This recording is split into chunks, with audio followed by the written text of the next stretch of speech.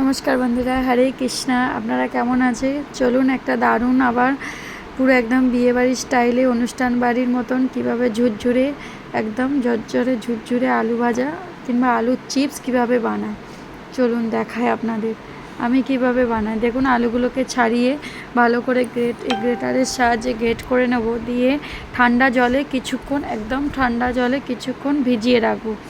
ভিজিয়ে রাখার পরে বেশ করে ভালো করে আলুটাকে ধুয়ে নিতে হবে। যতক্ষণ পর্যন্ত পরিষ্কার জল না হচ্ছে একদম পুরো আলুগুলোকে ভালো করে ধুয়ে নিতে হবে। ধোয়ার পরে কিছুক্ষণ এই যে জাল চুবড়িটার মধ্যে কিছুক্ষণ আলুগুলোকে ভালো করে জল ঝরিয়ে নিতে হবে, কিছুক্ষণ রেখে দেবো, দিয়ে তারপরে করবো। চলুন ততক্ষণে আমি দেখি এর মধ্যে যেগুলো মিক্স দেবো সেগুলোকে ফ্রাই করে নিই। কিছুটা কারি পাতা নিয়েছি, কারি পাতাগুলোকে ভেজে নেব।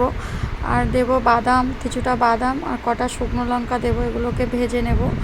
চলুন দেখুন, কারি পাতাগুলো বেশিক্ষণ সময় লাগে না, ভাজা হয়ে গেছে আমার।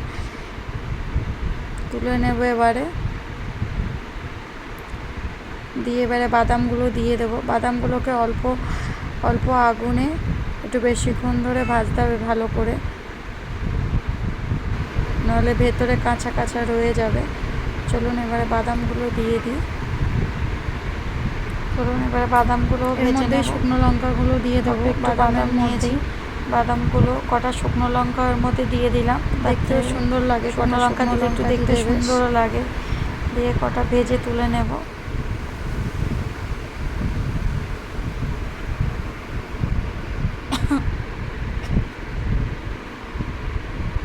দেখুন ভাজা হয়ে গেছে, এবার আলুগুলো ভেজে নেব। দেখুন তেলটাকে ভালো করে গরম করে একদম গ্যাসটাকে জোরে দিয়ে আলুগুলোকে ভেজে নেব। দেখুন তেলে ডুবে গেছে পুরো আলুগুলো।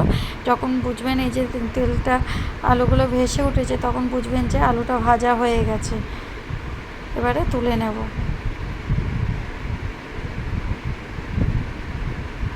আমি একটা পাতলা কড়াটা নিয়েছি, যাতে এটা ভালো তাড়াতাড়ি খুব তাড়াতাড়ি হয়ে যাবে, আগুনটাও খুব ভালো পাবে। দেখুন একদম কত সুন্দর ভাজা হয়ে গেছে, সবগুলো ভাজা হয়ে গেছে আমার।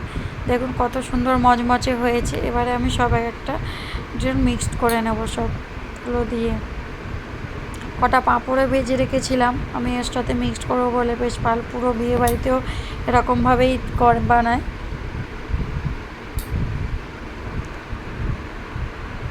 দেখুন কত সুন্দর দেখতে হয়েছে, কত সুন্দর ঝরঝরে একদম বিয়ে বাড়ি মতো হয়েছে, অনুষ্ঠান বাড়ির মতন পুরো।